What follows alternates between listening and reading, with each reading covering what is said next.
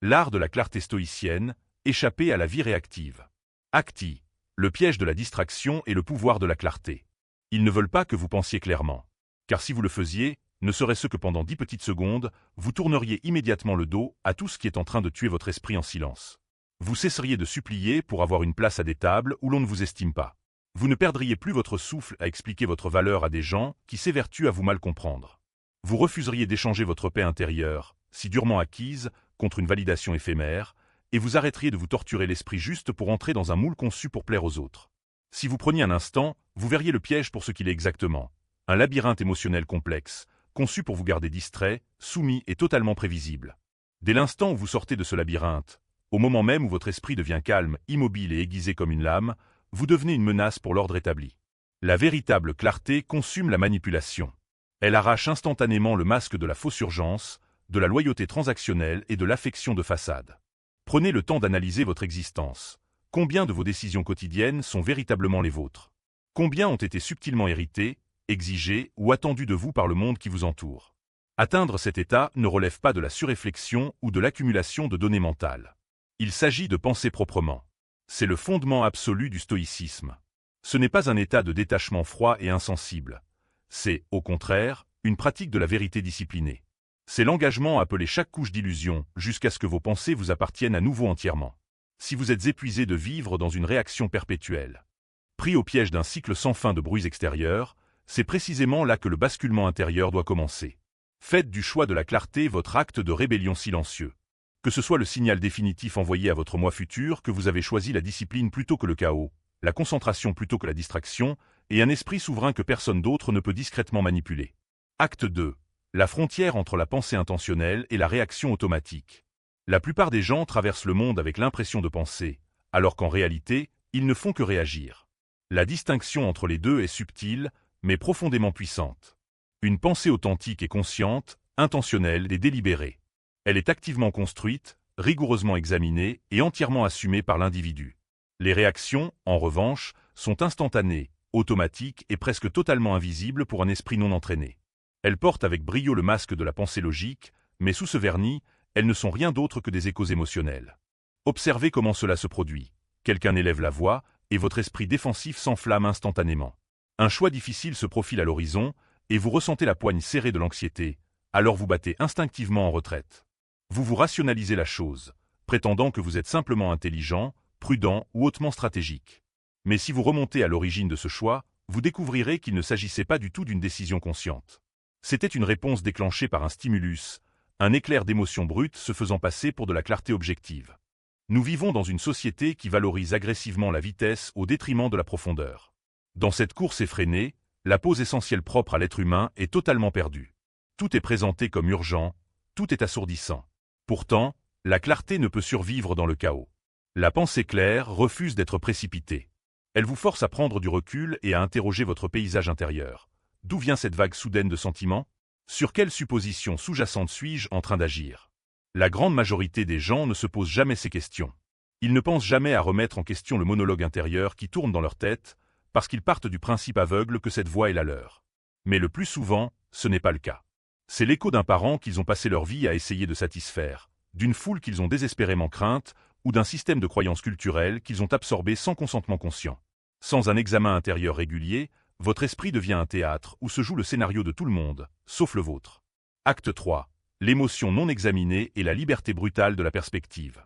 Les stoïciens de l'Antiquité avaient compris que l'émotion humaine en soi n'est pas le problème intrinsèque.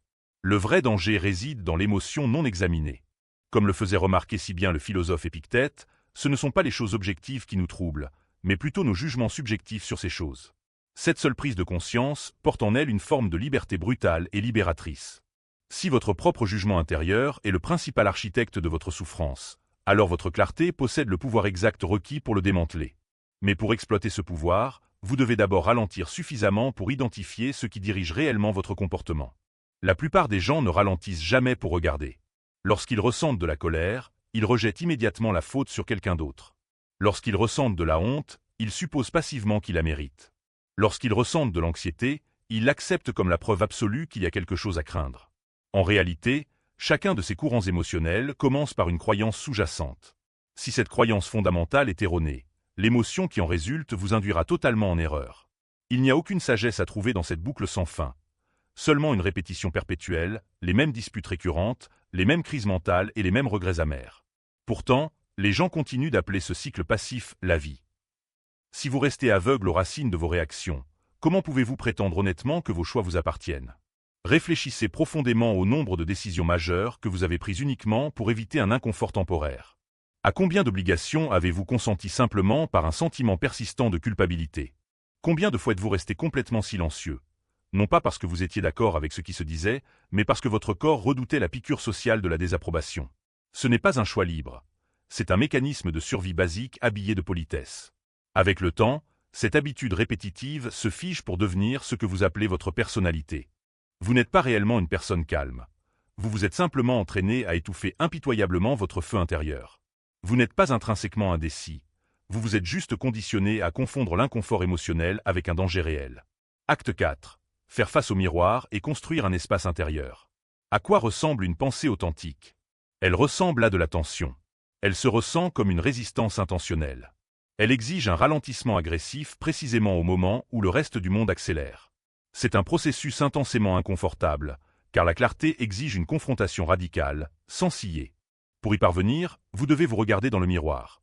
Non pas la version lissée et socialement acceptable que vous présentez au public, mais la version brute qui porte encore des blessures non guéries, des peurs profondément ancrées et une programmation mentale obsolète. Vous devez devenir brutalement, sans complexe, honnête envers votre propre câblage interne. Posez-vous les questions difficiles. Pourquoi certaines personnalités déclenchent-elles immédiatement mes défenses?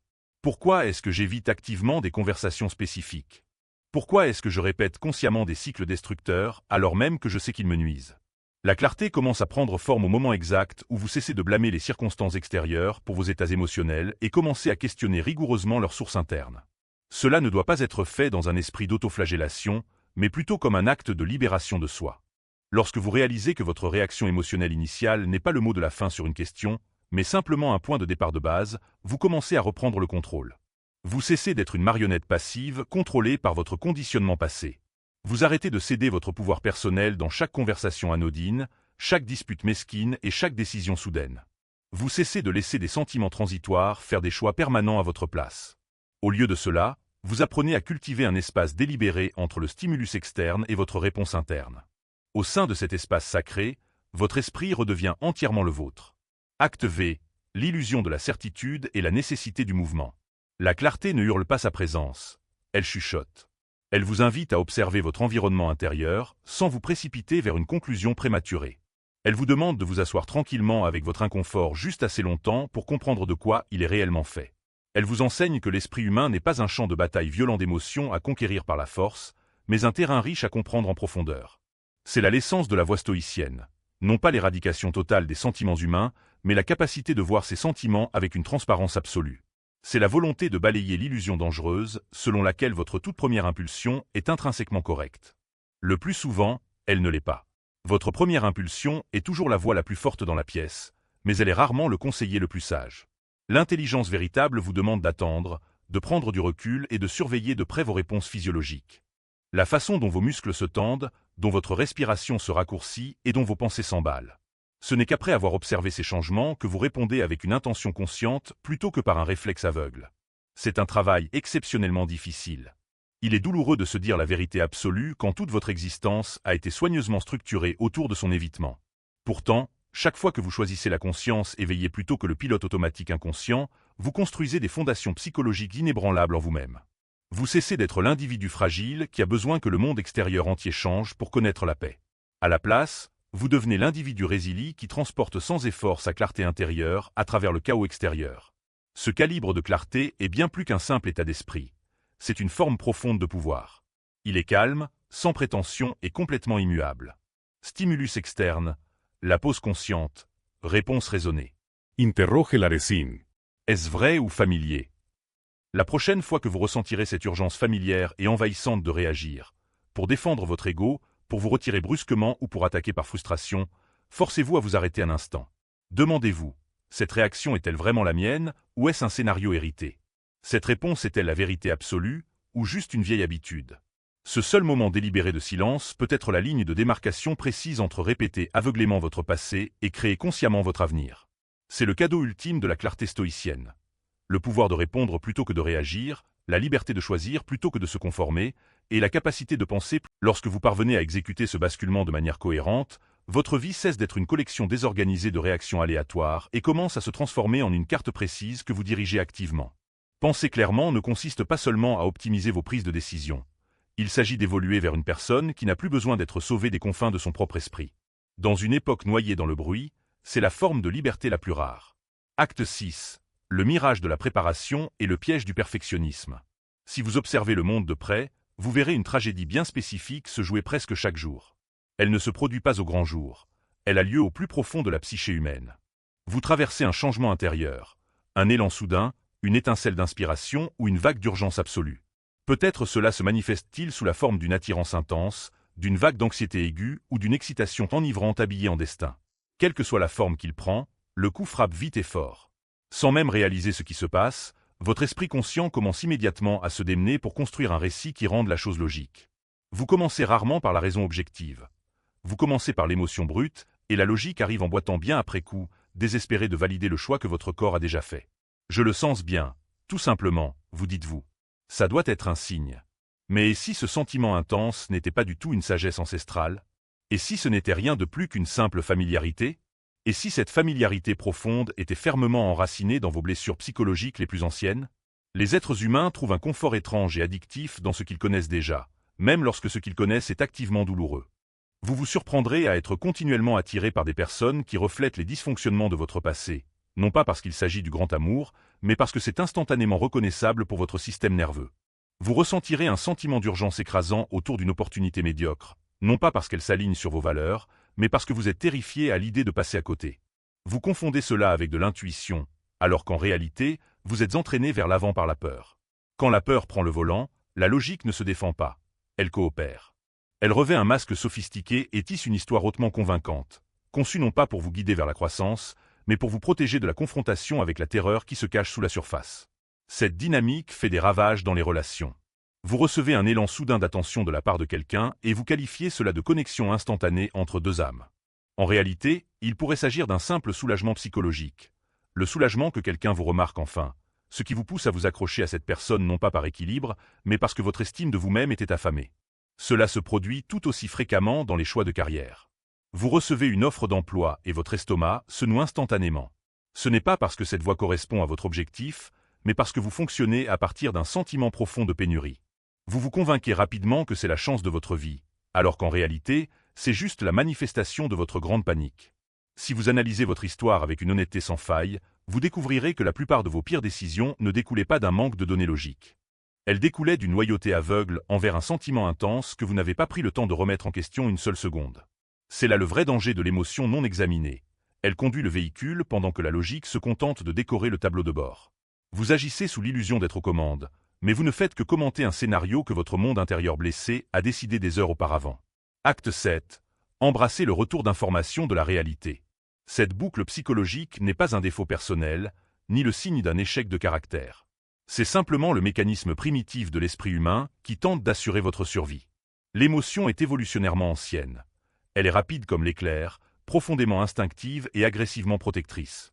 Mais lorsque vous construisez toute l'architecture de votre vie d'adulte autour de ces impulsions primitives, vous vous condamnez à une existence réactive plutôt qu'intentionnelle. La plupart des gens vivent entièrement à la merci de leur météo intérieure. Ils supposent que si une émotion est incroyablement intense, elle doit être profondément importante. Si elle fait mal, ils supposent qu'elle est une vérité fondamentale. Si elle les excite, ils supposent qu'elle est un signe cosmique. La véritable clarté fonctionne sur une fréquence complètement différente. La clarté refuse de suivre l'émotion, elle maintient l'émotion parfaitement immobile. Elle accorde au sentiment la permission de s'exprimer, mais elle refuse absolument de le laisser ouvrir la marche. Lorsque vous pensez clairement, vous développez la rare capacité de distinguer ce que vous voulez vraiment de ce à quoi vous êtes simplement dépendant, entre ce qui vous est confortablement familier et ce qui est réellement bon pour votre évolution à long terme. Cette seule prise de conscience modifie la trajectoire de votre vie. Vous cessez de vous précipiter pour rationaliser chaque pic émotionnel.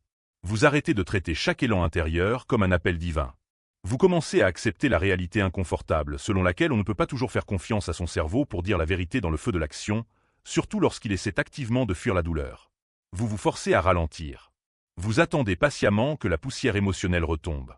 Vous observez la situation et vous vous demandez « Si j'étais complètement dépouillé de ce sentiment intense en ce moment même, quels faits objectifs resteraient ?» Parfois, la réponse qui émerge de cette question est profondément douloureuse. Vous serez peut-être forcé de voir que ce que vous qualifiez fièrement d'amour n'était qu'un besoin désespéré de validation. Vous réaliserez peut-être que ce que vous appeliez une saine ambition n'était que de la comparaison toxique déguisée. Vous verrez peut-être que l'urgence profonde que vous ressentiez n'était rien de plus que votre anxiété essayant de se dépasser elle-même. Choisir cette voie ne vous transforme pas en un robot froid et insensible. Cela vous rend libre. Cela vous accorde la liberté de ressentir une émotion profonde sans en être l'esclave. La capacité de remarquer la tempête intérieure sans obéir à ses ordres. L'émotion n'est pas l'ennemi. C'est une information précieuse. C'est simplement que ce n'est jamais toute l'histoire. Comme une simple étincelle, une émotion peut être utilisée pour allumer un feu chaud en toute sécurité, ou elle peut complètement brûler votre maison. Tout le résultat dépend de si vous agissez ou non avant d'avoir fait une pause, avant d'avoir réfléchi et avant d'avoir consulté vos valeurs fondamentales. La clarté exige cette pause critique. Elle sculpte une frontière délibérée entre le sentiment initial et le suivi final. Au sein de cet espace, vous vous réappropriez l'autorité de décider qui vous allez être. Vous ressentirez peut-être encore le frémissement de base de la peur, mais vous refuserez de laisser cette peur dicter votre signature sur un contrat. Vous ressentirez peut-être encore une attirance magnétique intense, mais vous chercherez quelle partie non guérie de vous-même est attirée par elle. Vous apprenez à voir le fossé immense entre le désir et le désespoir, entre l'intuition authentique et l'impulsion téméraire. Abandonner cette ancienne façon de vivre donnera d'abord l'impression d'une perte profonde, parce que c'en est une. Vous perdez l'illusion confortable que vos sentiments sont des faits absolus. Vous abandonnez le récit immature qui dit « si je le ressens, c'est que c'est vrai ». Lâcher prise sur ce mensonge est le moment précis où commence la maturité psychologique. Acte 8. Le mythe de la préparation parfaite. Les gens vous répéteront constamment de faire aveuglément confiance à votre instinct. Et s'il est vrai que votre intuition physiologique peut occasionnellement capter une profonde sagesse, il est tout aussi vrai que votre instinct n'est souvent que votre passé non guéri portant un déguisement habile. Parfois, ce que vous appelez fièrement votre instinct n'est rien de plus qu'une anxiété non gérée faisant semblant d'être une sagesse intemporelle. C'est précisément pourquoi l'intuition seule est insuffisante. Vous avez besoin de plus qu'un sentiment brut. Vous avez besoin de philosophie. Vous avez besoin d'un calme absolu. Vous avez besoin d'une structure interne délibérée. Sans cette structure, chaque vague émotionnelle forte devient une tempête existentielle qui menace de faire chavirer votre vie. Avec elle, vous devenez le genre de personne capable de ressentir une émotion profondément tout en exécutant une décision sage et délibérée. C'est là l'objectif ultime de la clarté stoïcienne. Non pas la suppression du spectre émotionnel humain, mais la capacité de l'observer avec une clarté de cristal sans se précipiter pour obéir à ses dictats. Les stoïciens de l'Antiquité n'ont jamais nié l'existence des sentiments. Ils ont simplement refusé d'être gouvernés par eux. Ils pratiquaient l'art de la pause. Ils s'entraînaient systématiquement à séparer la sensation physique brute de l'histoire mentale qu'ils construisaient autour d'elle. Par conséquent, lorsque venait le moment de prendre une mesure décisive, leur choix n'était jamais fondé sur la panique, la pression sociétale ou l'urgence extérieure. Ils étaient entièrement ancrés dans un but précis. On ne construit pas ce calibre de clarté du jour au lendemain dans un unique moment de révélation. On le construit systématiquement au fil du temps.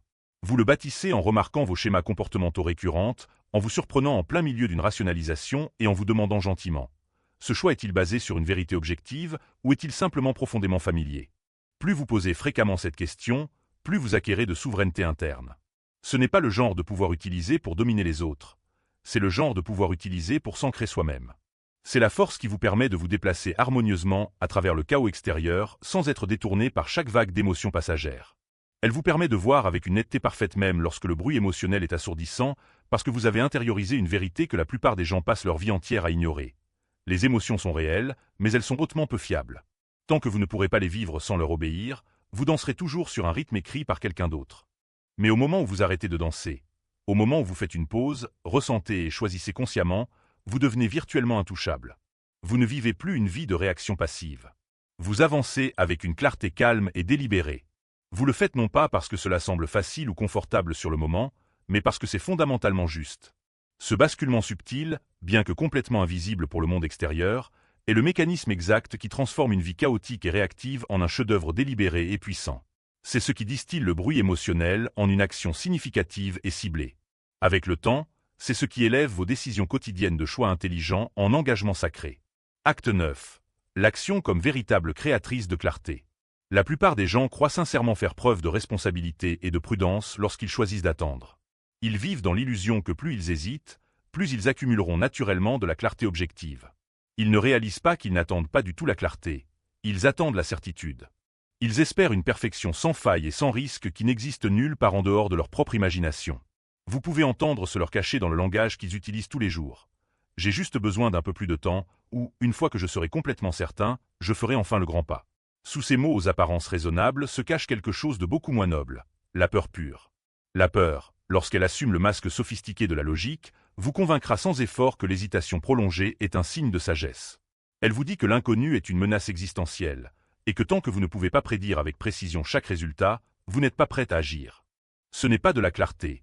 C'est un mécanisme de défense conçu pour éviter l'engagement. C'est une façon habile de retarder le lourd inconfort de la responsabilité personnelle, tout en vous permettant de vous sentir comme si vous faisiez quelque chose de profondément sage. La réalité de la condition humaine est simple. Personne n'est jamais complètement prêt. Pas pour les décisions monumentales, pas pour les conversations douloureuses, et pas pour les moments terrifiants qui exigent une évolution personnelle radicale. La préparation, de la manière dont la plupart des gens l'imaginent, est un mythe total. C'est une échappatoire mentale utilisée pour fuir le présent. Vous pensez acheter du temps précieux, mais vous êtes en train d'échanger votre élan psychologique contre une illusion confortable. Plus vous restez immobile, plus votre esprit anxieux remplira le silence de scénarios catastrophes. Vous commencez à tout dramatiser, imaginant chaque variable qui pourrait mal tourner. Avant même de vous en rendre compte, vous n'êtes plus seulement en pause. Vous êtes paralysé. Vous vous retrouvez désespérément bloqué dans un cycle destructeur où vous pensez trop à tout et ne vivez pas assez votre vie. Comme l'écrivait le philosophe stoïcien Sénèque dans sa célèbre formule, nous souffrons beaucoup plus souvent dans notre imagination que dans la réalité objective. Les stoïciens savaient que l'esprit humain non surveillé peut facilement devenir son propre bourreau. Ils savaient que la douleur que nous prédisons et sur laquelle nous bégayons est presque toujours bien pire que les défis réels auxquels nous ferons face. Mais les personnes dépendantes de la certitude ne comprennent pas cette vérité. Elles gâchent des années à attendre que le moment parfait arrive spontanément, s'attendant à ce que le chemin s'éclaircisse entièrement et que la peur s'évanouisse d'elle-même. Cela n'arrivera jamais. La clarté ne précède pas l'action. La clarté naît de l'action. Vous ne devenez pas clair pour ensuite bouger. Vous bougez, et c'est l'acte du mouvement qui dissipe le brouillard. Acte X, le bastion de l'esprit souverain. Ce penchant pour l'action est ce qui sépare l'esprit stoïcien du reste du monde. Ce n'est pas une forme de témérité aveugle. C'est un respect profond pour la nature finie du temps. C'est la compréhension intime que le mouvement lui-même aiguise la pensée humaine. Quand vous vous engagez directement avec la vie, quand vous avancez délibérément dans l'inconfort, passez le coup de téléphone difficile ou prenez le risque calculé, votre perspective ne devient pas trouble. Elle devient incroyablement affûtée. Vous commencez instantanément à recevoir des données concrètes sur ce qui fonctionne et ce qui ne fonctionne pas. Vous apprenez exactement où se trouvent les véritables obstacles extérieurs, et là où vous étiez simplement en train de combattre la peur sous un autre visage. Ce retour d'informations concret, l'expérience vécue et réelle, plutôt que des scénarios imaginés, est la terre exacte où les racines authentiques de la clarté prennent vie. Mais rassembler ces données exige du courage. Non pas le genre de courage bruyant et théâtral qui cherche les applaudissements du public, mais le genre de courage calme et implacable qui se manifeste dans l'ombre. Le genre de courage qui dit « Même si je ne possède pas toutes les réponses en ce moment, j'en sais bien assez pour faire le premier pas ». Ce changement fondamental de posture vous transforme d'observateur passif de votre vie en architecte actif de votre destin. Lorsque vous exigez une certitude absolue avant d'agir, vous ne vous protégez pas du monde. Vous retenez votre propre potentiel en otage. Vous transformez votre avenir en un problème intellectuel à analyser sans fin au lieu d'un chemin à arpenter avec audace. Le besoin impérieux de certitude tue instantanément l'élan humain. Il prend chaque étincelle de désir authentique, chaque éclair de lucidité et chaque murmure d'intuition, et les enterre vivant sous une montagne de paralysie par l'analyse. Vous commencez à douter de vos instincts naturels, vous remettez en question votre timing et vous cherchez frénétiquement une validation externe, espérant que quelqu'un d'autre vous accordera la permission de vous lancer. But personne ne pourra jamais vous donner cette permission. La clarté dont vous êtes affamé ne se trouve pas dans l'approbation d'autrui. Elle se forge à travers votre propre mouvement. Elle réside dans la décision souveraine d'agir, en sachant pertinemment que vous pourriez vous tromper, mais en choisissant de vivre pleinement malgré tout. Ce n'est pas de la témérité, c'est de la responsabilité radicale. C'est précisément là que se construit la force humaine authentique. Elle ne réside jamais dans le fait de prendre une décision parfaite, mais dans votre volonté de porter tout le poids du choix que vous faites, de regarder votre vie et de dire « Ce choix est le mien. J'ai choisi ce chemin, et je ferai face à tout ce qui vient la tête haute. » Ce niveau d'appropriation de soi ne vient jamais de l'attente sur la touche. Il vient du fait d'entrer dans l'arène pleinement présent, complètement conscient que les résultats sont par nature imprévisibles, mais en sachant que votre intention est pure et propre. C'est ce que le stoïcisme enseigne.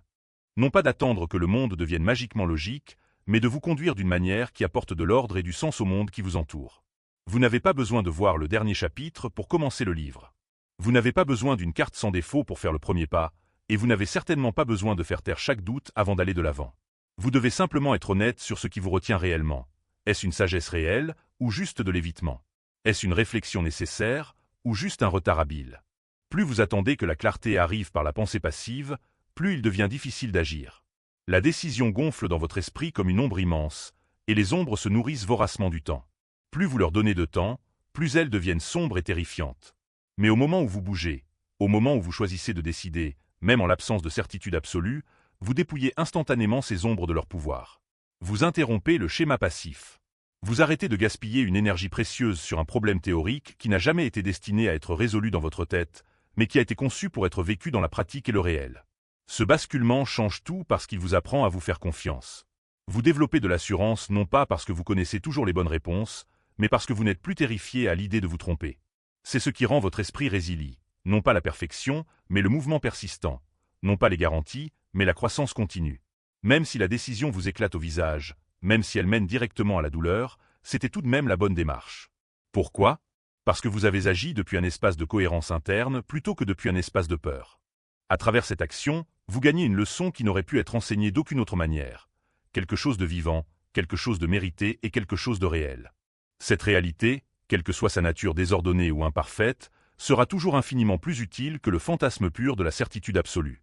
La clarté, en dernière analyse, n'est pas un sentiment transitoire, c'est une posture permanente. C'est une façon de se tenir droit dans sa vie qui dit « Je n'attendrai pas de me sentir prêt. Je vais me préparer en bougeant ». Acte 11, le filtrage impitoyable à l'ère du bruit. Nous vivons dans l'ère de l'information, et pourtant le volume phénoménal de données disponibles nous laisse beaucoup plus confus qu'autonomes. Il y a une profusion sans fin d'opinions, de stratégies, d'explications et de modes de vie mis en scène. Si vous faites défiler votre écran assez longtemps, vous trouverez 1000 façons contradictoires de vivre votre vie, de gérer votre esprit, de guérir vos traumatismes, de gagner vos batailles, de vous détacher de vos désirs, de trouver l'amour, de lâcher prise sur le passé et de tout recommencer à zéro. Cela se déguise en sagesse, mais cela change rarement la réalité de votre existence quotidienne. Vous écoutez un podcast éducatif pendant votre trajet du matin, vous parcourez des fiches d'entraide pendant le déjeuner et vous vous submergez dans l'océan des pensées des autres. Au moment où le soleil se couche, votre tête est complètement pleine, et pourtant votre direction finale est tout à fait brumeuse. Cela se produit parce que la clarté n'a jamais dépendu de la quantité de données que vous pouvez consommer. La véritable clarté consiste à savoir exactement quoi ignorer. Avalanche d'informations. Podcast. Mais vous devez vous demander, prendre du retard sur qui? Et derrière quoi? La recherche effrénée d'intrants mentaux constants n'est souvent rien de plus qu'une peur déguisée de prendre une décision. Vous continuez à accumuler des informations parce que vous êtes trop terrifié à l'idée de passer à l'action sur ce que vous savez déjà être vrai. Vous vous dites qu'il vous faut juste un livre de plus, un point de vue de plus ou une preuve de plus avant de pouvoir bouger. Si les informations que vous consommez ne modifient pas immédiatement votre prochaine action dans le monde réel, ce n'est pas de l'éducation, c'est du bruit. Et le bruit ne semble pas dangereux jusqu'à ce qu'il devienne votre norme. Il s'infiltre jusqu'à ce que le bourdonnement constant de la distraction soit si familier qu'une pensée véritable et indépendante vous procure un inconfort intense. Acte 12, le bastion intérieur. Vous vous asseyez seul dans une pièce, et votre main se dirige instinctivement vers votre appareil sans une seule pensée consciente. Vous ressentez une vague temporaire d'incertitude, et vous ouvrez immédiatement un nouvel onglet dans votre navigateur à la recherche d'une réponse externe. Vous ressentez un éclair de douleur émotionnelle, et au lieu de l'affronter directement, vous cherchez une étiquette médicale à lui coller. Non pas pour la comprendre en profondeur, mais pour échapper à l'inconfort de la ressentir.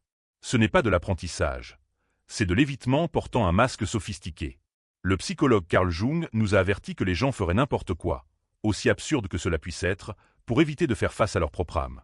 Et l'information infinie est l'une des stratégies d'évitement les plus efficaces disponibles aujourd'hui parce qu'elle donne l'impression d'une productivité immense. Vous pouvez facilement vous convaincre que vous faites un travail sur vous approfondi, alors qu'en réalité, vous tournez simplement dans la même boucle stérile. Vous collectionnez les philosophies comme des trophées, mais vous ne permettez jamais à une seule d'entre elles de modifier fondamentalement votre comportement. La transformation véritable ne vient jamais de la simple exposition à une idée. Elle vient de l'intégration et de l'application de cette idée. Et l'intégration exige de l'espace. Elle réclame du calme. Elle exige une honnêteté absolue, non pas avec le monde, mais avec vous-même. Vous devez commencer à filtrer vos intrants sans ménagement. Toutes les idées ne méritent pas de trouver un foyer dans votre esprit. Toutes les voix ne méritent pas d'accéder à votre monde intérieur. Vous avez besoin d'établir des limites strictes, non seulement dans vos relations physiques, mais dans votre consommation numérique. Vous ne permettrez jamais à un inconnu au hasard d'entrer chez vous et de réarranger vos meubles. Pourquoi alors permettez-vous à des créateurs de contenu aléatoires de réorganiser vos priorités quotidiennes, vos croyances fondamentales et vos états émotionnels sans effort? La voie la plus destructrice dans votre vie n'est pas la plus forte. C'est l'influence subtile et non examinée des intrants quotidiens. C'est la vidéo que vous avez regardée sans remettre en question son principe, la publication qui a faussé votre perspective avec habileté, ou la conversation anodine qui a semé une graine de doute en vous sans que vous le remarquiez seulement. C'est là le point précis où la discipline personnelle devient infiniment plus puissante que l'intelligence brute. Il est d'une facilité déconcertante de collecter des visions profondes. Il est exceptionnellement difficile de décider ce qui mérite réellement votre attention limitée. Les stoïciens de l'Antiquité avaient compris cette vérité bien avant l'invention de l'ère numérique. Ils parlaient constamment de garder l'esprit comme une forteresse militaire, le protégeant non seulement des attaques hostiles, mais d'un désordre inutile. Le désordre engendre inévitablement la confusion, et la confusion prolongée au fil du temps érode l'âme. Vous ne perdez pas votre identité d'un coup, vous vous perdez en petits morceaux imperceptibles.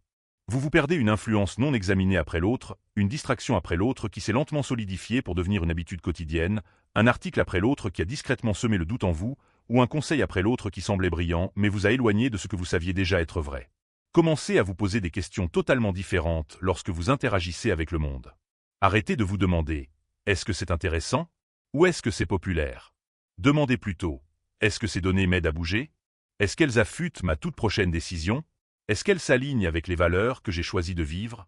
Si la réponse honnête est non, laissez tomber immédiatement. Tous les événements ne nécessitent pas votre commentaire. Toutes les tendances ne méritent pas votre curiosité. Beaucoup de choses dans ce monde sont bruyantes dans le seul but de voler la force de votre vie. La clarté est calme. Elle attend patiemment ceux qui possèdent la discipline rare de couper le bruit extérieur et de revenir à eux-mêmes. Il ne s'agit pas de devenir borné ou dogmatique. Il s'agit de devenir hautement stratégique. C'est comprendre que les voix les plus fortes parlent rarement depuis un espace de vérité. Elles parlent depuis une position de levier. Les gens vous mettront constamment sous pression pour agir vite, pour prouver votre valeur ou pour défendre votre caractère. Mais l'urgence est presque toujours un outil artificiel, pas une vérité absolue. Elle est intentionnellement conçue pour vous dépouiller de votre clarté en piratant votre système nerveux. Pour cette raison, l'un des mouvements les plus clairs que vous puissiez faire n'est pas du tout une action. C'est une pause délibérée. C'est un moment où vous sortez mentalement du cadre et l'examinez rigoureusement avant de bouger. La réalité est que lorsque vous vous précipitez, vous agissez rarement en alignement avec vous-même. Vous agissez sous la pression. Et la pression n'est jamais neutre. Quelqu'un en profite toujours. La question est, est-ce vous? Si la réponse est non, alors ce n'est pas une situation qui exige de l'action. C'est un piège qui exige de la conscience. Ce simple changement de perspective change tout. Vous ne vous demandez plus, quelle est la bonne réponse? Au lieu de cela, vous demandez, selon les termes de qui est-ce que j'essaie de répondre à cela? Parfois, la décision la plus puissante que vous puissiez prendre est de refuser la question tout court, de changer les règles et de réinitialiser complètement le cadre avant de répondre. Marc Aurèle pratiquait cela constamment dans ses carnets privés. Il se rappelait régulièrement que les opinions et les jugements des autres n'étaient que du bruit extérieur, des ombres qui ne pourraient jamais toucher sa raison intérieure à moins qu'il ne leur en donne activement la permission. Cette citadelle intérieure, ce terrain mental dégagé, est précisément l'endroit où se construit la clarté. Nous pensons souvent à la clarté comme à un problème strictement mental, mais elle commence en réalité dans un espace physique. Vous pouvez essayer toutes les techniques disponibles. Vous pouvez tenir un journal de vos pensées, écouter la sagesse ancienne et rechercher intentionnellement le silence. Mais si votre environnement immédiat est chaotique, votre esprit reflètera inévitablement ce chaos. Vous pourriez penser qu'ils sont séparés, votre bureau, votre téléphone et votre chambre d'un côté, et vos pensées, vos humeurs et vos décisions de l'autre, mais ils sont profondément connectés. L'environnement que vous entretenez est le contenant de votre esprit. Si ce contenant est rempli de bruit, de désordre, de distraction et de stimulation constante, il devient presque impossible d'accéder à une seule pensée tranquille. Le monde extérieur devient le plan directeur de ce qui se passe à l'intérieur. Regardez autour de vous, pas seulement par habitude, mais regardez vraiment. Y a-t-il des papiers éparpillés partout? Y a-t-il des onglets ouverts sur votre navigateur auxquels vous n'avez pas touché depuis des jours? Avez-vous des idées à moitié écrites dispersées dans diverses applications et carnets? Ce n'est pas une simple désorganisation, c'est une friction mentale. Chaque objet est une tension sur votre attention. Chaque notification est une fuite d'énergie. Chaque rappel d'une tâche inachevée accapare une partie de votre concentration sans jamais vous en demander la permission. Avec le temps, ce drainage cumulatif s'accumule de manière significative. Vous ne vous rendez même pas compte de l'énergie que vous dépensez juste pour essayer de repousser mentalement le désordre. C'est exactement pourquoi tant de gens se sentent complètement épuisés avant même de commencer leur journée. Ce n'est pas qu'ils sont intrinsèquement paresseux, c'est que leur espace est conçu pour les épuiser. Puis, au milieu de tout ce chaos, ils essaient de prendre des décisions cruciales pour leur vie. Ils essaient de réfléchir clairement à leur avenir, à leurs relations et à leur raison d'être. Mais le cerveau humain ne fonctionne pas au maximum de ses capacités dans le chaos. Vous ne planifieriez pas une stratégie de bataille au milieu d'une boîte de nuit, et vous ne rédigeriez pas votre testament pendant un tremblement de terre. Pourtant, les gens essaient constamment de construire leur vie tranquillement et délibérément tout en étant entourés de tempêtes numériques, de pièces bondées et d'esprits dispersés. Cela ne fonctionne tout simplement pas. Cet échec ne se produit pas parce qu'ils sont incapables d'atteindre la clarté, mais parce que la clarté ne peut pas respirer dans ce genre d'environnement. Un stoïcien protège vigoureusement son état interne. Cela ne signifie pas que vous avez besoin d'un silence absolu et stérile, d'une maison parfaitement minimaliste ou d'une vie solitaire dans les montagnes. Cela signifie que vous assumez l'entière responsabilité de l'atmosphère qui entoure vos pensées. Vous choisissez de la garder de la même manière que vous garderiez votre temps précieux ou votre énergie. Vous commencez à remarquer ce que vous laissez entrer dans votre champ de conscience. Quelle lumière clignote constamment autour de vous? Quelle conversation écoutez-vous, même lorsque vous ne parlez pas? Quelle énergie vit dans votre espace sans votre consentement explicite? La clarté n'a pas besoin de perfection, mais elle exige absolument de l'intention. Lorsque votre environnement est propre, pas seulement en apparence physique, mais en énergie globale, vos pensées cessent enfin de se bousculer. Vous commencez à ressentir la différence profonde entre ce qui compte vraiment et ce qui est simplement urgent. La distinction devient beaucoup plus claire entre ce dans quoi vous êtes entraîné par défaut et ce que vous choisissez activement. Il y a une sorte de présence qui vous revient, un calme profond. Ce n'est pas le genre de calme qui semble vide ou engourdi, mais le calme qui vient d'un alignement véritable. Le sentiment d'être dans un espace qui soutient activement votre moi le plus élevé, plutôt que de lutter contre lui. Carl Jung a dit un jour, « Celui qui regarde à l'extérieur rêve, celui qui regarde à l'intérieur s'éveille. » Mais voici la vérité que la plupart des gens manquent complètement. Vous ne pouvez pas regarder à l'intérieur correctement lorsque le monde extérieur vous tire constamment par la manche. Le monde intérieur a besoin de paix pour s'ouvrir, et la paix exige de la préparation. Cette préparation ne se fait pas par des gestes grands et dramatiques, mais par des actes petits et délibérés. Faire son lit le matin n'est pas une simple corvée banale, c'est un signal d'ordre. Fermer les onglets inutilisés sur votre ordinateur n'est pas seulement de la propreté, c'est de la clarté rendue visible. Poser votre téléphone face contre terre sur la table n'est pas seulement de la politesse, c'est un acte de respect de soi. Ces petites actions ne visent pas à être ordonnées pour le plaisir de l'être. Elles visent à éliminer systématiquement les obstacles entre vous et vos pensées les plus profondes. Partie 2. Le piège de l'optimisation mal alignée. La plupart des gens sous-estiment à quel point l'espace affecte profondément le psychisme humain. Ils pensent que la discipline mentale seule suffira à les porter à travers n'importe quelle tempête. Au contraire, le corps agit comme une passerelle vers l'esprit. Lorsque les yeux voient un encombrement visuel, le cerveau se prépare automatiquement au stress. Lorsque les oreilles entendent des notifications constantes, des alertes et du mouvement, le système nerveux réagit comme s'il était attaqué. Vous commencez votre journée déjà agitée, non pas à cause d'une crise réelle, mais parce que votre système est surchargé de signaux insignifiants. Le cerveau ne peut suivre qu'une quantité limitée d'informations à la fois. S'il suit le bruit, il ne peut pas suivre la profondeur. C'est pourquoi la clarté apparaît souvent juste après que vous avez nettoyé une pièce, fait une longue marche ou tout éteint. Ce n'est pas de la magie, c'est simplement de l'espace. C'est donner à vos pensées de la place pour raisonner et à vos intuitions de la place pour émerger. Nous ne sommes pas biologiquement conçus pour être stimulés à longueur de journée. Nous ne sommes pas faits pour donner un sens à notre vie dans les brefs intervalles entre les notifications, les fenêtres contextuelles et les fragments de pensée d'autres personnes. La clarté ne se trouve pas dans l'ajout, mais dans la soustraction. Moins de distractions, moins de désordre et moins de bruit permettent à ce qui reste d'être pleinement ressenti. C'est aussi une question de limite, pas seulement physique, mais énergétique. Qui laissez-vous entrer dans votre espace privé? Quel genre de conversation se déroule autour de vous? Que tolère-vous au nom de la politesse qui vous laisse complètement dispersé par la suite? Votre environnement n'est pas seulement composé d'objets physiques, il est composé de personnes, de voix et de schémas de comportement. Plus vous laissez ce qui vous épuise rester près de vous, plus il devient difficile d'entendre votre propre voix. Vous n'êtes pas faible parce que vous avez besoin de limites. Vous êtes incroyablement sage de reconnaître ce qui ternit votre clarté intérieure. Un environnement propre est un acte de radicale honnêteté envers soi-même. Cela montre que vous êtes enfin prêt à arrêter de laisser la vie simplement vous arriver, et que vous êtes prêt à créer les conditions pour que le meilleur de vous-même puisse se manifester. Cela n'a pas besoin d'être spectaculaire. Commencez petit. Nettoyez un coin de votre chambre, désactivez une notification inutile ou annulez une obligation qui ne vous sert pas. Ces petits changements sont incroyablement puissants parce qu'ils créent un élan. Ils envoient un message clair à votre esprit subconscient. Je suis sérieux. Et votre esprit répondra. Il commencera à s'apaiser, à s'affûter et à écouter. Le stoïcien croyait fermement que l'esprit ne devrait jamais être gouverné par les circonstances extérieures. Mais il comprenait aussi que nous devons activement entraîner l'esprit à résister à la tentation, à refuser l'indulgence et à revenir à l'essentiel. Cette discipline commence exactement là où se trouve votre corps en ce moment même. Pas plus tard, pas quand tout sera parfait, mais dès maintenant, dans l'espace que vous habitez. Rendez-le sacré. Faites-le non pas par un rituel complexe, mais par un respect authentique. Respect pour votre esprit, respect pour votre paix et respect pour votre clarté. La clarté n'est pas quelque chose sur laquelle on tombe par hasard. C'est quelque chose que l'on prépare. Elle n'entre dans une pièce que lorsqu'il y a de la place pour s'asseoir. Si vous ne créez pas cet espace, elle ne criera pas et ne se battra pas contre le désordre. Elle s'en ira simplement en silence. Choisissez donc dès maintenant de faire de la place, de laisser votre espace refléter vos intentions et de laisser votre environnement devenir un allié silencieux dans votre quête de pensée profonde.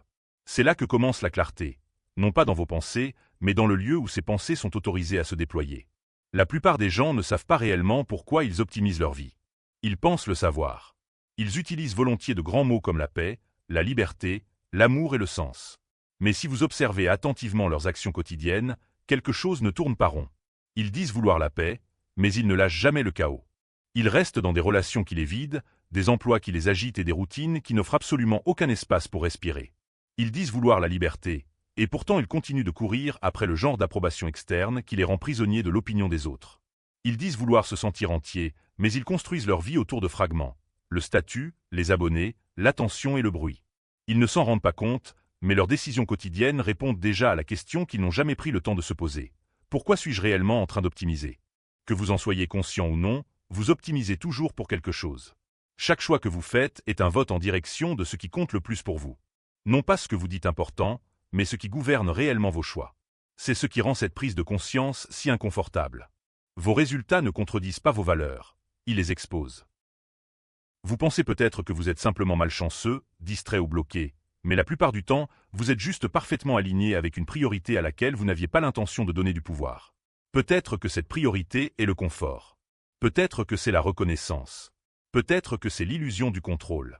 Vous continuez à revivre les mêmes situations non pas parce que vous êtes maudit, mais parce que vous êtes subconsciemment fidèle à une version de vous-même qui a été construite pour survivre et non pour s'épanouir. Carl Jung a dit « Tant que vous n'aurez pas rendu l'inconscient conscient, il dirigera votre vie et vous l'appellerez le destin. » C'est exactement ce qui se passe lorsque vous ne définissez pas votre objectif. La vie commence à viser à votre place. Et généralement, elle vise bas. Elle vise les plaisirs rapides, les victoires faciles, les routes sûres et les pièges familiers. Cela arrive non pas parce que vous êtes incapable de plus, mais parce que les systèmes qui vous entourent récompensent activement l'indécision. Ils vous offrent des distractions infinies pour que vous ne ressentiez jamais le besoin de vous asseoir face à votre propre direction. Vous êtes poussé, guidé et inondé d'options, mais on ne vous dit jamais de clarifier la boussole intérieure qui devrait diriger tout cela. Ainsi, vous êtes ballotté au lieu de choisir. Vous finissez par courir après des opportunités qui ont l'air bien sur le papier, mais qui sonnent complètement faux en vous. Vous accomplissez des choses qui impressionnent des gens que vous ne respectez même pas. Vous développez un élan dans une direction qui vous fait vous sentir plus perdu, et non moins. C'est le moment où la plupart des gens s'effondrent. Cela se produit non pas parce qu'ils sont faibles, mais parce que la clarté exige une honnêteté totale. L'honnêteté peut sembler brutale quand on a construit toute une vie en la contournant. Quand vous dites que vous voulez la paix, mais que vous continuez à choisir des environnements qui récompensent le chaos émotionnel, il y a un prix à payer. Quand vous dites que vous voulez de l'amour, mais que vous continuez à choisir le genre de validation qui ressemble plus à une performance qu'à une véritable connexion, vous finissez par manquer d'excuses. Cette tension interne n'est pas un échec, c'est un retour d'expérience. C'est votre moi profond qui vous rappelle que la carte que vous suivez n'est pas alignée avec l'endroit où vous voulez réellement aller. Partie 3. Le coût de l'indécision. La clarté n'exige pas que vous fassiez tout parfaitement. Elle exige que vous soyez spécifique. Vers quoi voulez-vous réellement que votre vie se dirige? Répondez à cela non pas seulement dans des moments de réflexion isolés, mais dans l'action quotidienne. Est-ce la liberté? Alors pourquoi vos habitudes sont-elles ancrées dans la dépendance? Est-ce la force? Alors pourquoi vos limites sont-elles construites uniquement pour plaire aux autres? Est-ce la vérité? Alors pourquoi vous taisez-vous juste pour maintenir la paix? Ces questions ne sont pas des accusations, ce sont des invitations. Une vie honnête commence lorsque vous arrêtez de prétendre que la surface et le centre sont la même chose. Il ne suffit pas de simplement vouloir quelque chose, il faut le protéger. Vous devez le nommer clairement et le laisser guider vos choix les plus difficiles. C'est cela que signifie définir ce pourquoi vous optimisez, non pas en théorie, mais en pratique. Vous devez examiner de près les compromis que vous êtes prêt à faire. Vous devez accepter la réalité selon laquelle vous ne pouvez pas tout servir à la fois. Vous ne pouvez pas prioriser le confort et la croissance en même temps. Vous ne pouvez pas courir après l'acceptation et l'authenticité sans vous sentir profondément déchiré. Vous devez choisir, et ce choix vous coûtera quelque chose. Mais c'est le coût lui-même qui rend le choix puissant. Lorsque votre objectif devient unique, votre esprit commence naturellement à se nettoyer de lui-même. Les éléments superflus commencent à tomber. Vous arrêtez de négocier avec chaque nouvelle opinion qui se présente à vous. Vous arrêtez d'essayer d'être bon en tout. Vous arrêtez de dire oui juste pour être aimé de tous. Vous devenez beaucoup plus intentionnel et beaucoup moins désolé. Vous commencez à concevoir votre vie autour du signal intérieur, plutôt qu'autour du bruit extérieur. Avec ce changement, la qualité même de vos prises de décision se transforme. Vous ne vous demandez plus simplement « Qu'est-ce que j'ai envie de faire en ce moment ?» À la place, vous demandez « Est-ce que cela me rapproche de ce que je veux véritablement incarner ?» Cette seule question brise les vieux schémas destructeurs. Elle vous empêche de vous trahir pour un soulagement à court terme. Elle vous ancre lorsque les distractions commencent à briller. Elle clarifie vos valeurs lorsque tout autour de vous les rend floues. La clarté, une fois qu'elle prend racine, rend votre vie plus simple. Pas plus facile, mais plus simple. Vous ferez toujours face à des jours difficiles, à des personnes compliquées et à des revers inattendus. Mais vous cesserez de vous y perdre, car même lorsque le chemin immédiat est obscur, la direction générale ne l'est pas. Vous savez exactement vers quoi vous marchez, et cette connaissance modifie fondamentalement votre posture. Elle vous donne quelque chose que le monde ne pourra jamais vous enlever, la cohérence interne. Les stoïciens croyaient en une vie conforme à la nature, ce qui signifiait vivre en parfait alignement avec son moi rationnel et examiné. Ils ne couraient pas après chaque impulsion passagère. Ils n'optimisaient pas pour des plaisirs éphémères. Ils optimisaient pour la vertu, pour la force intérieure et pour une vie d'une intégrité absolue. Cela ne signifie pas qu'ils étaient des êtres humains parfaits. Cela signifie qu'ils ont choisi de vivre selon une boussole qu'ils avaient rigoureusement testée. Ils savaient ce qu'ils visaient, de sorte que même en période de grande incertitude, leurs mouvements restaient profondément ancrés. Vous avez besoin de cette même clarté aujourd'hui, surtout maintenant, alors que le monde vous vend constamment un millier d'objectifs qui ressemblent au succès mais qui sonnent terriblement creux. Définir votre objectif est la façon dont vous tranchez à travers ce bruit. C'est ainsi que vous résistez à l'attraction de vie qui ne vous appartiennent pas. C'est ainsi que vous faites la paix avec le fait que certaines choses devront être laissées derrière. Non pas parce qu'elles sont intrinsèquement mauvaises, mais parce qu'elles ne sont pas alignées avec vous. L'alignement a infiniment plus de valeur que l'abondance. Il ne s'agit pas de tout avoir. Il s'agit d'avancer avec concentration, profondeur et honnêteté chaque jour, dans chaque choix que vous faites. Alors, faites une pause et demandez-vous, pas de manière abstraite, mais concrètement, pourquoi optimisez-vous réellement? Lorsque vous parlez, lorsque vous choisissez et lorsque vous vous engagez, qu'est-ce qui se cache derrière ce choix? Si ce n'est pas clair, ne paniquez pas, écoutez simplement. La clarté ne crie pas. Elle attend. Elle émerge lentement à mesure que vous retirez les couches de bruit. Mais une fois qu'elle sera là, vous la ressentirez profondément. Vous reconnaîtrez la tranquille conviction qu'elle apporte. Vous arrêterez d'essayer d'être tout pour tout le monde et commencerez enfin à devenir quelque chose de réel. Pas d'un coup, mais régulièrement, d'une manière qui dure vraiment. Il y a un danger invisible caché dans l'indécision. Cela ne ressemble pas à de la peur. Cela ressemble plutôt à de la flexibilité. Elle porte le masque sophistiqué de la patience, de la sagesse ou du simple esprit ouvert. Vous avez déjà entendu ce conseil. Reste ouvert. Garde tes options disponibles. Ne te précipite pas. Oui, à certains moments précis, cela peut être un excellent conseil. Mais répété trop souvent et appliqué de manière trop large, cela devient une stratégie psychologique d'évitement. Ne pas choisir semble sûr parce que cela repousse indéfiniment l'inconfort du regret. Mais voici la vérité, l'indécision n'est pas de la sagesse. C'est juste de la peur avec une voix plus douce et plus raisonnable. Vous vous dites que vous prenez votre temps, mais en réalité, vous espérez que la vie finira par décider à votre place, qu'un signe extérieur parfait viendra, ou que quelque chose en dehors de vous fera le choix inconfortable que vous avez trop peur de faire à l'intérieur. La vie ne fonctionne pas ainsi. Elle récompense le mouvement actif, pas l'hésitation. Elle récompense la direction, pas la dérive. La personne qui hésite trop longtemps commence à confondre la stagnation avec la sécurité. Mais dériver n'est pas la paix. C'est de l'érosion. Petit à petit, votre confiance s'effrite. Vous commencez à douter, même pour les petites choses, et avec le temps, vous devenez quelqu'un qui attend. Vous attendez la clarté, vous attendez la confirmation, vous attendez la certitude absolue, et vous oubliez complètement ce que signifie agir depuis votre centre. La clarté ne vient pas du fait de flotter, elle vient du choix. Elle vient du fait de prendre une décision difficile et de faire face à ce qui suit avec courage. Une erreur décisive vous en apprendra beaucoup plus que des spéculations sans fin ne le feront jamais. Pourtant, nous évitons de commettre cette erreur, n'est-ce pas? Parce que se tromper ressemble à un échec.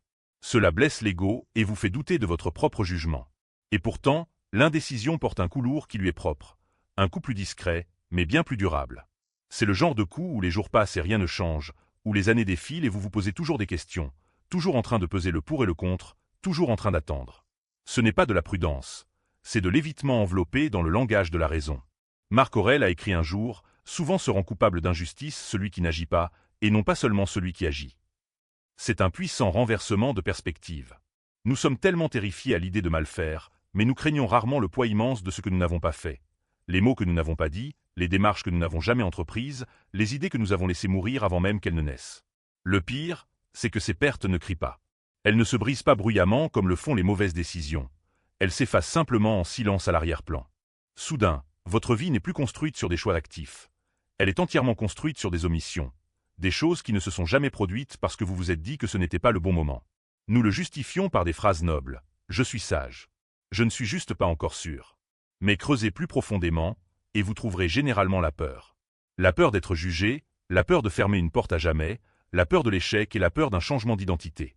Au moment où vous choisissez, vous vous définissez et vous laissez les chemins alternatifs derrière vous.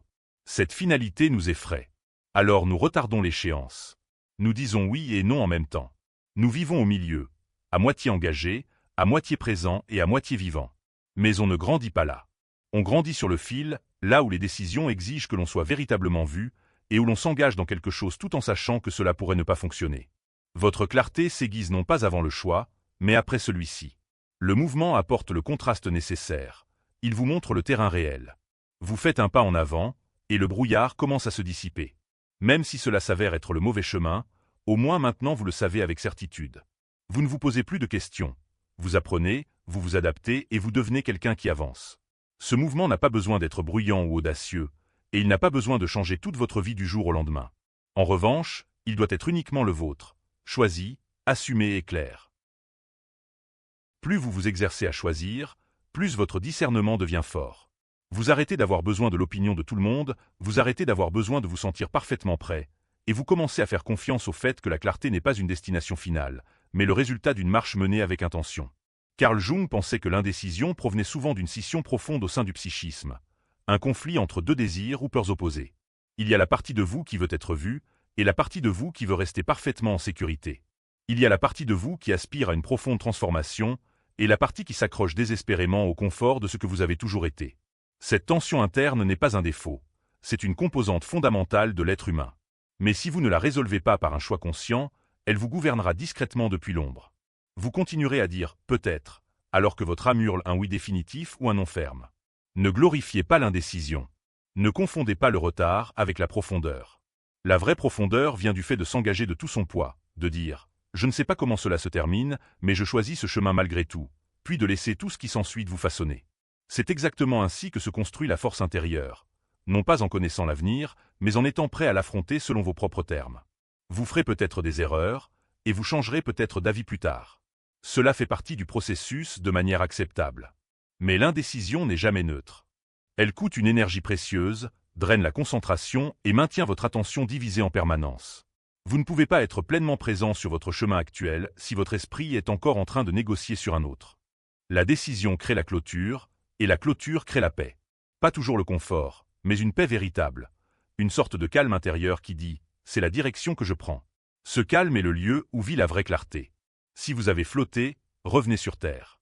Choisissez, pas de manière imprudente, mais courageusement. Écoutez votre résistance, mais ne la laissez pas décider pour vous.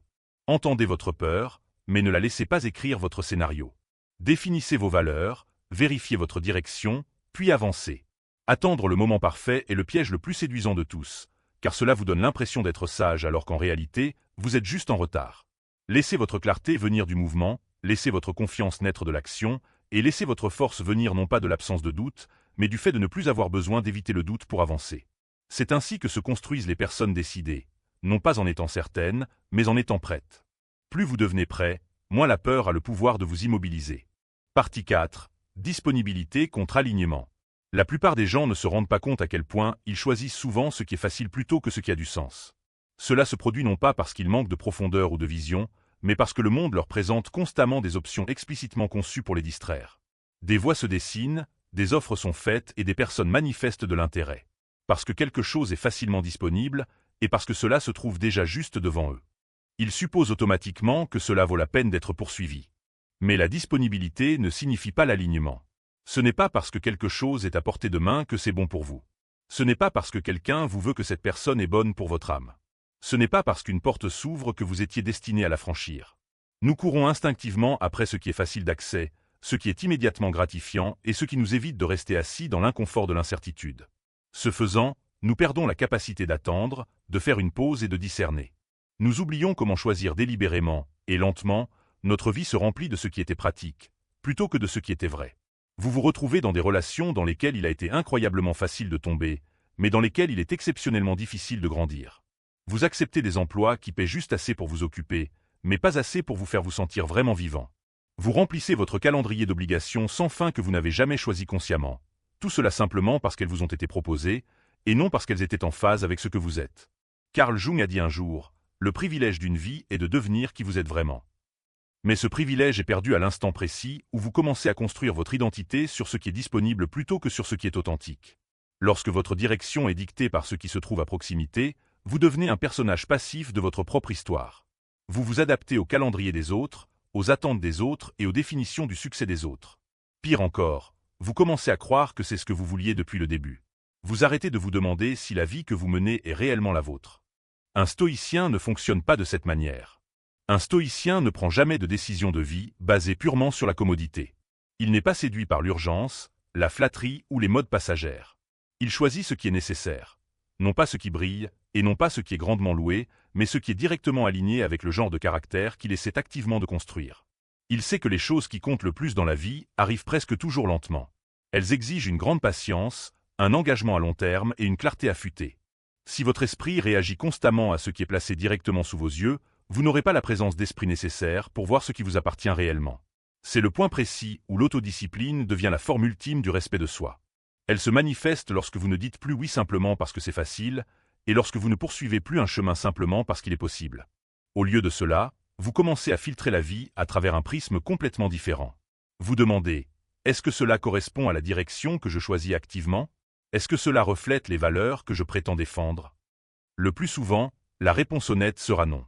Ce n'est pas un échec, c'est une véritable croissance. La croissance consiste souvent à ne pas bouger du tout, à maintenir sa position quand tout autour de vous essaie de vous attirer ailleurs. Apprendre à dire non est l'une des choses les plus puissantes que vous puissiez maîtriser. Faites-le non pas de manière défensive, mais depuis un endroit profondément ancré. Dites non à la mauvaise relation, non au raccourci tentant et non à la solution rapide qui ne servirait qu'à vous distraire du travail de fond. Chaque « oui » comporte un coût caché. Si vous ne suivez pas ce coût, vous dépenserez tout votre temps et toute votre énergie dans des choses qui semblent pleines sur le moment, mais qui vous laissent entièrement vide par la suite. Le but n'est pas de tout rejeter en bloc. C'est de devenir quelqu'un qui ne confond jamais la disponibilité avec le destin. Plus vous serez aligné, plus vous serez incompris par ceux qui courent encore après tout ce qui brille. C'est parfaitement acceptable. Vous n'êtes pas ici pour rassembler ce que tout le monde veut. Vous êtes ici pour construire ce que vous seul pouvez porter. Parfois, cela exige de ralentir. Cela signifie regarder les opportunités passer sans essayer de les saisir. Cela signifie laisser de côté le « assez bon » pour ne pas être trop encombré pour recevoir ce qui est véritablement vôtre. La clarté s'épanouit dans les espaces où vit la patience. Mais notre monde moderne est complètement allergique au calme. On nous dit que si nous ne courons pas activement après quelque chose, nous prenons du retard, que si nous ne sommes pas constamment en train d'essayer d'atteindre un but, nous perdons notre temps. Mais s'agiter n'est pas la même chose que progresser. Vous pouvez être occupé toute votre vie et finir nulle part de significatif. Le mouvement n'est pas toujours synonyme d'élan. Parfois, le geste le plus puissant que vous puissiez faire est de ne rien faire du tout. Le calme n'est pas de la stagnation, c'est de la retenue. C'est le refus de se laisser traîner par le poignet à travers l'existence. C'est la décision consciente de laisser votre norme intérieure, plutôt que l'offre extérieure, dicter votre direction. Ce genre de calme exige une force immense. Il exige que vous restiez assis avec l'inconfort au lieu de vous précipiter pour le régler, que vous fassiez confiance au fait que l'alignement vaut la peine d'attendre, et que vous croyez que les bonnes choses vous trouveront une fois que vous aurez créé assez d'espace pour qu'elles se posent. C'est le passage du geste de s'emparer de tout ce qui se trouve là, au choix de ce qui convient réellement, du fait d'être poussé par la disponibilité au fait d'être guidé par l'intégrité, et du fait de réagir à chaque offre à celui de ne répondre qu'à ce qui éveille quelque chose de plus profond en vous. Plus vous vivez de cette manière, plus cela devient naturel. Vous arrêtez de chercher autant et commencez à voir davantage. Vous commencez à remarquer que beaucoup des choses après lesquelles vous couriez autrefois ne vous ont jamais vraiment nourri, et que les choses qui ressemblaient à des opportunités en or n'étaient souvent que des distractions déguisées. Finalement, quelque chose de magnifique se produit. Vous arrêtez d'avoir besoin que la vie vous impressionne constamment. Vous arrêtez d'avoir besoin d'être constamment diverti ou validé par l'extérieur. Vous commencez à apprécier sincèrement le calme. Vous commencez à faire confiance à votre propre rythme. Vous apprenez à attendre, non pas avec anxiété, mais avec une conscience sereine et stable. Parce que désormais, vous n'attendez pas par peur ou pour combler un vide. Vous attendez parce que vous savez que votre objectif est parfaitement clair. Vous n'êtes pas vide, vous êtes prêt. Il y a une différence profonde entre les deux. La voie stoïcienne n'est pas une question de déni de soi, c'est une question d'autodiscipline. Il s'agit de choisir non pas ce qui se trouve par hasard devant vous, mais ce qui est en parfait accord avec vous. Cela signifie abandonner ce qui est disponible pour faire de la place à ce qui est aligné. Ce n'est pas une décision à prendre une fois dans sa vie, c'est une pratique quotidienne. C'est l'habitude de se dire « ce n'est pas parce que je le peux que je le dois ». C'est un engagement envers vous-même que vous ne vendrez jamais votre paix pour une simple proximité, et que vous n'échangerez pas votre chemin contre ceux qui se présentent sans y être invités. Vous n'êtes pas ici pour courir après tout. Vous êtes ici pour choisir avec sagesse. Choisir avec sagesse commence toujours par le courage de ne absolument rien faire quand rien ne convient. Parce que cet espace que vous protégez devient le véritable fondement d'une vie que vous voulez réellement vivre. Se réapproprier le cadre, le pouvoir de la métaconscience. Une vie pleine de sens se forge à partir de ce qui se trouve à portée de main, construite entièrement sur ce qui est vrai. Au sein de cette vérité, la clarté commence enfin à prendre racine, calme, forte et inébranlable. La véritable clarté ne consiste pas simplement à faire de meilleurs choix. Elle consiste à comprendre le paysage dans lequel ces choix se déploient. Il ne suffit jamais de simplement se demander « que dois-je faire ?» car cette question vit dans l'isolement. La clarté authentique exige que nous posions des questions plus profondes. Astérisque, dans quel système suis-je en train d'opérer? Astérisque, quel jeu se joue ici? Astérisque, plus important encore, qui en profite si j'agis sans réfléchir? Lorsque vous êtes pris dans une boucle réactive, tout semble profondément personnel. Quelqu'un vous insulte, et votre fierté s'enflamme immédiatement. Un changement soudain vous prend au dépourvu, et la panique prend instantanément le volant. Mais si vous reculez juste assez, vous verrez une chose essentielle. Vos réactions sont souvent exactement ce que quelqu'un d'autre espère. C'est là que le pouvoir devient incroyablement subtil. Il opère non pas par une force manifeste, mais par un cadrage stratégique. Si quelqu'un ne peut pas contrôler vos actions directement, la meilleure alternative est de contrôler le contexte dans lequel vous agissez. Ils n'ont pas besoin de vous dire quoi faire. Il leur suffit de façonner le moment pour que vous fassiez volontairement le mouvement qu'ils désirent. Ils ont besoin que vous soyez impulsif. Ils ont besoin que vous soyez défensif. Ils ont besoin que vous mordiez à l'hameçon. Une fois que vous mordez, votre clarté se dissout et votre pouvoir est cédé. Non pas parce que vous n'étiez pas assez intelligent, mais parce que le cadre avait déjà été fixé avant même que vous n'entriez en scène. Carl Jung a souligné un jour que les gens feraient n'importe quoi, aussi absurde que cela puisse être, pour éviter de faire face à leur propre âme. Cela inclut le fait de projeter leur propre chaos interne sur vous, pas nécessairement de manière consciente, mais énergétiquement. Les gens cadrent les situations spécifiquement pour vous attirer dans leur désordre, leur rythme effréné et leur urgence synthétique. Si vous n'y prenez pas garde, leur manque de clarté devient votre responsabilité. Leur peur devient votre confusion.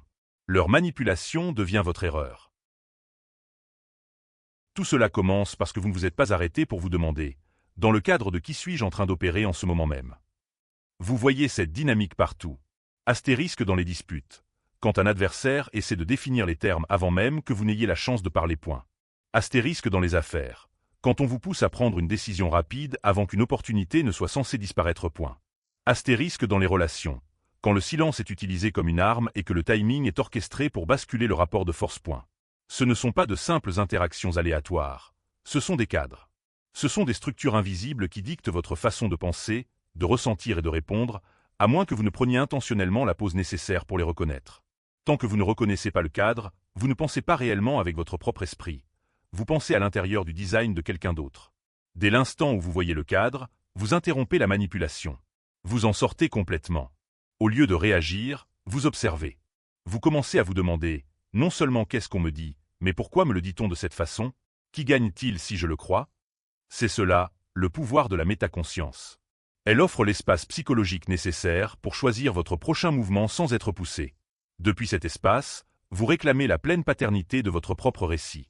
Il ne s'agit pas de devenir paranoïaque ou pathologiquement méfiant. Il s'agit de devenir hautement stratégique. C'est comprendre que les voix les plus fortes parlent rarement depuis un espace de vérité. Elles parlent depuis une position de levier. Les gens vous mettront constamment sous pression pour agir vite, pour prouver votre valeur ou pour défendre votre caractère. Mais l'urgence est presque toujours un outil artificiel, pas une vérité absolue. Elle est intentionnellement conçue pour vous dépouiller de votre clarté en piratant votre système nerveux. Pour cette raison, l'un des mouvements les plus clairs que vous puissiez faire n'est pas du tout une action.